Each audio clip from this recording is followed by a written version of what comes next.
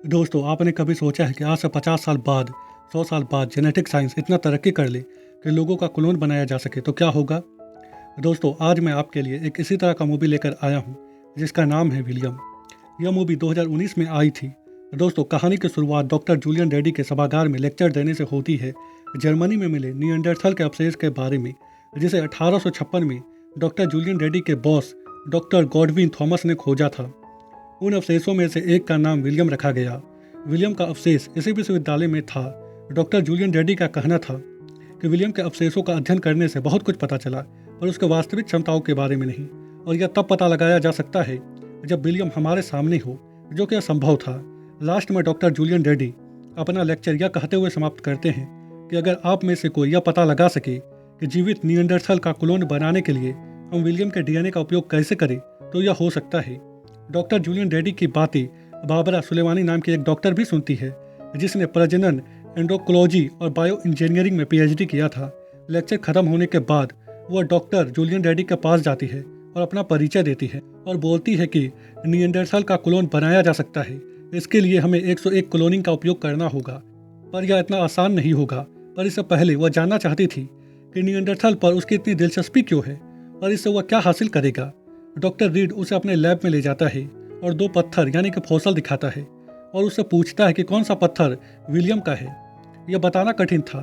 थोड़ी देर बाद doctor read उसे असली पत्थर दिखाता है और बोलता है कि इससे हमें बहुत कुछ पता चलेगा हमारे सबसे नज़दीकी पूर्वज के बारे में, और हम इससे खुद को ज़्यादा बेहतर ढंग से समझ पाएंगे, और इस सब के लिए हमें विलियम की ज़रूरत है। डॉक्टर बाबरा इसके लिए तैयार हो जाती है। विश्वविद्यालय से इजाज़त मिलने के बाद डॉक्टर जूलियन रीड और डॉक्टर बाबरा इस पर अपना काम स्टार्ट करते हैं, और बहुत सालों की मेहनत और रिसर्च के बाद आखिरकार ये लोग विलियम के डीएनए का उपयोग करके नियंडरथल का क्लोन बनाने का तरीका ढूंढ लेते हैं। पर यह इतना आसान नहीं था, क्योंकि इस प्रोजेक्ट को लेकर विश्वविद्यालय में बहस चल रहा था कि क्या हमें किसी इंसान का क्लोन बनाना चाहिए कि नहीं। कुछ लोग समर्थन में होते हैं और कुछ लोग विरोध में, जैसा कि होता है। अंत में बॉब कॉर्नेबल की अध्यक्षता में इस प्रोजेक्ट को बंद करने का फैसला किया जाता है। इसमें सभी की सहमति होती है, डॉक्टर जूलियन रेड्डी के बॉस का भी। डॉक्टर बाबरा और डॉक्टर जूलियन रीड के सालों का मेहनत और रिसर्च इस फैसले के साथ बर्बाद होने वाला था, पर डॉक्टर बाबरा इतनी जल्दी हार मानने वालों में से नहीं थी। वह कहती है कि हमें इस प्रोजेक्ट पर अपना काम चालू रखना चाहिए, पर इनके पास कोई होस्ट नहीं होता जो कि बच्चे को जन्म देता। डॉक्टर बाबरा बोलती है कि मैं होस्ट बनूंगी। इस बात से डॉक्टर जूलियन रीड बहुत खुश होता है। कुछ दिनों बाद इनकी शादी हो जाती है, और शादी के 1 साल बाद डॉक्टर बाबरा विलियम के डीएनए के साथ एक बच्चे को जन्म देती है। नर्स बच्चा का शकल देखकर चौंक जाती है, क्योंकि उसका चेहरा थोड़ा अजीब था। बच्चे के जन्म के बाद पहली बार डॉक्टर रीड और डॉक्टर बाबरा अपने बच्चे को देखते हैं। जैसा कि यह बच्चा एक प्रोजेक्ट था, इसलिए बच्चे का नाम विलियम पड़ता है। डॉक्टर जूलियन रेड्डी विलियम के बारे में बॉब कॉर्नेबल को बताता है, जो कि विश्वविद्यालय का चेयरमैन था, और बोलता है कि कल यह बात वह मीडिया को बताएगा। बॉब इस बात से बहुत नाराज होता है, क्योंकि उसने डॉक्टर रीड को इस प्रोजेक्ट को बंद करने के लिए कहा था, पर डॉक्टर रीड ने ऐसा नहीं किया था। और अब बॉब डॉक्टर रीड के ऊपर केस करना चाहता था, उसे नौकरी से बाहर निकालना चाहता था, पर कमेटी के बाकी लोग उसे ऐसा करने से मना करते हैं, क्योंकि इससे विलियम के ऊपर विश्वविद्यालय का और उनका हक खत्म हो जाएगा, और फ्री में जो पब्लिसिटी मिलने वाली है विश्वविद्यालय को, वह भी नहीं मिलेगा। इसीलिए अगले दिन जब डॉक्टर रीड प्रेस कॉन्फ्रेंस करता है, तो वहाँ पर डॉक्टर रीड का बॉस, विश्वविद्यालय का चेयरमैन और बाकी सब लोग वहाँ पर मौजूद होते हैं। डॉक्टर रीड विलियम के बारे में मीडिया को बताता है और कहता है कि आधुनिक दुनिया में पैदा हुआ पहला नियंडरथल का बच्चा है, जिसे हमने विलियम के डीएनए से बनाया है। जिसके बाद डॉक्टर रीड पत्रकारों द्वारा पूछे गए सवालों का जवाब देता है, और एक सवाल के जवाब में वह कहता है कि बच्चा किसी भी तरह से उससे या फिर डॉक्टर बाबरा से जुड़ा हुआ नहीं है, पर वह खुद को बच्चे का गौरवान्वित पिता मानता है। इसी के साथ कहानी 18 साल आगे बढ़ती है, और हम विलियम को देखते हैं एक बोट पर। उसकी माँ उसके साथ होती है। बाद में डॉक्टर बाबरा यानी कि उसकी माँ उसे डॉक्टर रीड के घर छोड़ती है और बोलती है कि वह कभी भी घर आ सकता है। दरअसल डॉक्टर बाबरा और डॉक्टर रीड का तलाक हो गया था। घर में विलियम की मुलाकात सारा नाम की एक लड़की से होती है, जो कि डॉक्टर जूलियन रीड की नई गर्लफ्रेंड थी। डॉक्टर जूलियन रीड ने ही विलियम को यहाँ पर बुलाया था अपने साथ रहने के लिए, ताकि सारा उसे उसकी पढ़ाई में मदद कर सके। दूसरी तरफ डॉक्टर जूलियन रीड अपने छात्रों को विलियम के बारे में बताता है और कहता है कि पुरानी कहानियों के मुताबिक होमोसेपियन यानी कि हमारे पूर्वजों ने क्रूर नियंडरथल चचेरे भाइयों को विलुप्त होने के लिए प्रेरित किया। अपने श्रेष्ठ बुद्धि के साथ आज तक हमें ऐसा ही लगता था, पर ऐसा नहीं है। जब हमने विलियम का अध्ययन किया तो हमें इस कहानी पर संदेह करने का मौका मिला। फिर वह विलियम के बचपन के बारे में अपने छात्रों को बताता है कि किस तरह उसने विलियम का अध्ययन करने के लिए उसे एक प्रयोगशाला में रखा, कड़ी सुरक्षा के साथ। अध्ययन से पता चला कि उसके पास मनुष्य के बराबर या फिर उससे अधिक बुद्धि है और उसका प्रतिरक्षा प्रणाली बहुत ही मजबूत है दूसरे होमोसेपियन यानी कि मनुष्यों की तुलना में। इस बीच हमें विलियम का बचपन भी दिखाया जाता है और हमें पता चलता है कि डॉक्टर बाबरा और डॉक्टर जूलियन रीड का तलाक डॉक्टर रीड के कारण हुआ था, क्योंकि वह विलियम को प्रयोगशाला में रखना चाहता था और उसका अध्ययन करना चाहता था, उसके बारे में और जानना चाहता था। पर डॉक्टर बाबरा ऐसा नहीं चाहती थी कि विलियम अपनी पूरी जिंदगी पिंजरे में गुजार दे। उसका कहना था कि विलियम एक इंसान है और वह उसकी माँ है। डॉक्टर रीड कहता है कि विलियम तुम्हारा बेटा नहीं है। इस बात को लेकर इनके बीच लड़ाई हो जाती है और डॉक्टर बाबरा गुस्से में घर छोड़कर चली जाती है विलियम को लेकर। एक और फ्लैशबैक में हम विलियम का पीछा करते हुए कुछ लड़कों को देखते हैं, जिसके साथ बाद में विलियम की लड़ाई हो जाती है और विलियम एक लड़के का हाथ तोड़ देता है, जिसके बाद उसके खिलाफ शिकायत दर्ज होता है। पर इस बात को गंभीरता से नहीं लिया जाता। बच्चों की लड़ाई समझकर डॉक्टर बाबरा विलियम को बताती है कि वह एक निएंडरथल है और वह विशेष है, इसीलिए उसे दोबारा ऐसी गलती नहीं करनी चाहिए। रात में जब विलियम सोने के लिए जाता है तभी वह लैपटॉप पर निएंडरथल के बारे में रिसर्च करता है, तो उसे पता चलता है कि 4000 साल पहले निएंडरथल हुआ करता था और आज के आधुनिक इंसानों से बहुत ज़्यादा ताकतवर और मजबूत हुआ करता था। फिर वह दूसरे लेख को पढ़ता है जिसमें लिखा हुआ था कि निएंडरथल मूर्ख हुआ करते हैं और वह एक जंगली जानवर की तरह हैं। इस बीच डॉक्टर रीड विलियम से हमेशा मिलने के लिए आया करता था और उसके साथ खेला करता था। कॉलेज में वर्षों बाद विलियम एक परीक्षा देता है और अपनी निएंडरथल वाली आदतों की वजह से उसका पेंसिल टूट जाता है। परीक्षा के बाद वह अपने दोस्तों के साथ कैंपेनिंग में जाता है और बाद में वह कॉलेज के एक नाटक में भाग लेता है अपने महिला दोस्त के साथ। नाटक दोनों के किस करते हुए खत्म होता है। पर्दा गिरने के बाद जब विलियम उस लड़की को दोबारा किस करने की कोशिश करता है तो वह लड़की विलियम को रोक देती है, जिससे विलियम को समझ में आ जाता है कि वह लड़की उसे पसंद नहीं करती। दूसरी तरफ प्रिंसिपल विलियम के ग्रेड के बारे में डॉक्टर बाबरा और डॉक्टर रीड को बताता है और कहता है कि विलियम का ग्रेड अच्छा है, पर मानकीकृत परीक्षणों के साथ वह संघर्ष करता है। मानकीकृत का मतलब आप समझ सकते हैं कि एक ऐसा परीक्षा जिसका स्टैंडर्ड बहुत ही हाई हो।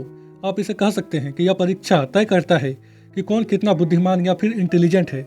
इस आधार पर बहुत बड़े बड़े विश्वविद्यालय में एडमिशन मिलता था। डॉक्टर रीड प्रिंसिपल से विलियम के गहरी शिक्षा के बारे में बात करता है। प्रिंसिपल का कहना है कि अगर वह इसके लिए कॉलेज में आवेदन जमा करता है तो मैं सिफारिश ज़रूर करूंगा। और यहाँ पर डॉक्टर रीड को पता चलता है कि डॉक्टर बाबरा ने आवेदन वापस ले लिया है। इस बात को लेकर इनके बीच बहस हो जाती है। डॉक्टर बाबरा नहीं चाहती थी कि विलियम ग्रेजुएशन के बाद आगे की पढ़ाई करने के लिए विश्वविद्यालय जाए, क्योंकि उसे पता था कि डॉक्टर रीड विलियम के ऊपर परीक्षण करना चाहता है, उसे प्रयोगशाला में ले जाना चाहता है जांच करने के लिए। इस बात को लेकर इनके बीच लड़ाई हो जाती है।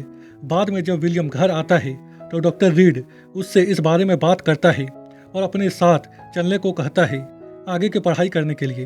पर डॉक्टर बाबरा उसे सब कुछ बता देती है और कहती है कि डॉक्टर रीड उसे पहले विश्वविद्यालय और बाद में प्रयोगशाला में ले जाना चाहता है। डॉक्टर रीड इस बात को मानता है और कहता है कि तुम्हारी प्रतिरक्षा प्रणाली बहुत ही मजबूत है, जांच करने के बाद हम लाखों लोगों की जान बचा सकते हैं। बहुत देर चर्चा करने के बाद अंत में विलियम विश्वविद्यालय जाने का फैसला करता है, इस शर्त के साथ कि वह वहां पर एक स्टूडेंट के रूप में जाएगा और विश्वविद्यालय में एडमिशन अपने दम पर लेगा। बाकी बच्चों की तरह डॉक्टर रीड उससे पूछता है कि क्या एडमिशन मिलने के बाद तुम मेरी मदद करोगे। विलियम थोड़ी देर सोचने के बाद बोलता है कि हाँ। डॉक्टर रीड उसे अपने साथ चलने को कहता है ग्रेजुएशन के बाद, ताकि वह एंट्रेंस एग्जाम की तैयारी करने में विलियम की मदद कर सके। इससे हमें समझ में आ जाता है कि विलियम डॉक्टर रीड के साथ रहने के लिए क्यों गया था मूवी की शुरुआत में। अब हमें प्रेजेंट टाइम दिखाया जाता है, जहां हम डॉक्टर रीड को देखते हैं जो कि विलियम की कॉपी की जांच कर रहा था और उसकी कॉपी में कोई सुधार ना पाकर वो अपनी गर्लफ्रेंड सारा पर गुस्सा करता है, जिसे वह यहाँ पर विलियम को पढ़ाने के लिए लेकर आया था। और जब विलियम बोलता है कि सारा की कोई गलती नहीं है तो डॉक्टर रीड विलियम के मुंह में कागज फेंक कर वहाँ से चला जाता है। बाद में सारा विलियम को बोलती है कि तुम्हारा स्कोर वास्तव में अच्छा था। फिर वह विलियम को बाहर जंगल में घूमने चलने के लिए कहती है ताकि विलियम का मूड अच्छा हो जाए, और अपने बचपन के बारे में बताती है कि किस तरह उसकी माँ उसे मारती थी जब भी परीक्षा में उसका कम नंबर आता था, और उसके पिता ट्यूशन का पैसा देने के लिए कितनी कड़ी मेहनत करते थे। पर अब उसे एहसास होता है कि यह सब उसके फायदे के लिए था, फिर वह विलियम को गाना गाने को कहती है और बाद में ये लोग एक दूसरे को किस करते हैं। रात में जब सारा फूलदान में फूल लगाती है, जो फूल विलियम ने उसे दिया था, तभी वहाँ पर डॉक्टर रीड आता है, जो कि विलियम से पूछता है कि क्या तुम्हें पढ़ाई नहीं करनी चाहिए। विलियम डॉक्टर रीड को कुछ कहे बिना वहाँ से चला जाता है अपने कमरे में और अपने पूर्वजों के पत्थर को गले लगाकर सो जाता है। यह पत्थर विलियम को इसी घर में मिला था जब विलियम पहली बार यहाँ पर आया था डॉक्टर रीड के साथ रहने के लिए। अगले दिन जब विलियम सारा के साथ एंट्रेंस एग्जाम देने के लिए जाता है विश्वविद्यालय, तो सारा उसका बाहर इंतजार करती है और विलियम अंदर एग्जाम देता है। एग्जाम देते समय विलियम का पेंसिल फिर से टूट जाता है। उसके निएंडरथल वाले आदतों की वजह से वह पेंसिल को देखकर कुछ सोचता है। फिर वह बीच एग्जाम से बाहर निकल जाता है और सारा को कुछ बताए बिना सीधा डॉक्टर गॉडविन थॉमस के पास जाता है, जो कि डॉक्टर जूलियन रेडी की बॉस थी। विलियम यहाँ पर अवशेष यानी कि विलियम का मम्मी देखने के लिए आया था, जिसके डीएनए से उसे बनाया गया था। डॉक्टर गॉडविन थॉमस उसे लैब में ले जाती है। दूसरी तरफ हम सारा को देखते हैं, जो कि विलियम का इंतजार कर रही थी, और जब बहुत देर तक विलियम नहीं आता तो वह डॉक्टर बाबरा को कॉल करती है विलियम के बारे में पूछने के लिए कि क्या वह उसके साथ है। अंदर विलियम मम्मी को देखता है बहुत गौर से और बोलता है कि शायद मम्मी कुछ कहना चाहती है। इसके बाद वह मम्मी के बारे में कुछ पूछता है, जैसे कि वह कब मरा और कैसे मरा। इसके बाद वह वहाँ से चला जाता है। डॉक्टर बाबरा सारा से मिलती है और उसे पूछती है कि क्या उसे विलियम के बारे में कुछ पता चला या फिर विलियम आया। सारा बोलती है कि नहीं। फिर वह बोलती है कि विलियम सुबह कुछ परेशान था। डॉक्टर बाबरा सारा को बताती है कि विलियम ने बताया था कि वह उसे पसंद करता है। सारा बोलती है कि मैं भी विलियम को पसंद करती हूँ। उधर हम विलियम को देखते हैं, जो कि चुपके से डॉक्टर रीड के कक्षा में शामिल हो जाता है। डॉक्टर रीड अपनी कक्षा में विलियम के बारे में बात कर रहा था। वह कहता है कि विलियम एक गूंगा जानवर है, गुफा में रहने वाला। इस बात पर सब लोग हंसने लगते हैं। विलियम भी यह बात सुनता है। इसके बाद वह बोलता है कि हाल ही के दिनों में जेनेटिक रिसर्च एंड बिहेवियर पर जो शोध हुआ है वह वैज्ञानिकों के लिए एक बहुत बड़ी सफलता है। फिर वह विलियम के ग्रेजुएशन की पढ़ाई के बारे में बताता है और कहता है कि वह वॉलेस विश्वविद्यालय में एडमिशन लेने के लिए तैयारी कर रहा है। तभी अचानक विलियम खड़ा होता है और बोलता है कि नहीं। डॉक्टर रीड विलियम को देखकर चौंक जाता है। विलियम उसे बताता है कि वह नौकरी के बारे में कुछ नहीं जानता और उसका काम विफल है। डॉक्टर रीड गुस्से में जवाब देता है कि वह असफल है। इसके बाद विलियम वहाँ से चला जाता है। डॉक्टर रीड उसका पीछा करता है और कक्षा के दौरान उसने उसे जो कहा उसके लिए माफ़ी मांगता है और बोलता है कि तुमने मुझे शर्मिंदा किया कक्षा के दौरान। विलियम बोलता है कि मैंने नहीं, आपने ऐसा किया और आप मेरे पिता नहीं हैं। डॉक्टर रीड इस बात से गुस्सा हो जाता है और विलियम को एक थप्पड़ मारता है। विलियम के पास जो पत्थर था उसके पूर्वजों का, वह गिर जाता है। डॉक्टर रीड और विलियम उस पत्थर के लिए लड़ाई करते हैं। विलियम गलती से डॉक्टर जूलियन रीड के सिर पर मारता है, जिसके चलते वह नीचे गिर जाता है। छात्र वीडियो बनाना स्टार्ट कर देते हैं और विलियम को गुफा वाला आदमी कहते हैं। विलियम वहां से भाग जाता है। दूसरी तरफ सारा कार से विलियम का तलाश कर रही थी। तभी डॉक्टर बाबरा का फोन आता है। सारा को पता चलता है कि विलियम ने डॉक्टर रीड पर हमला किया है।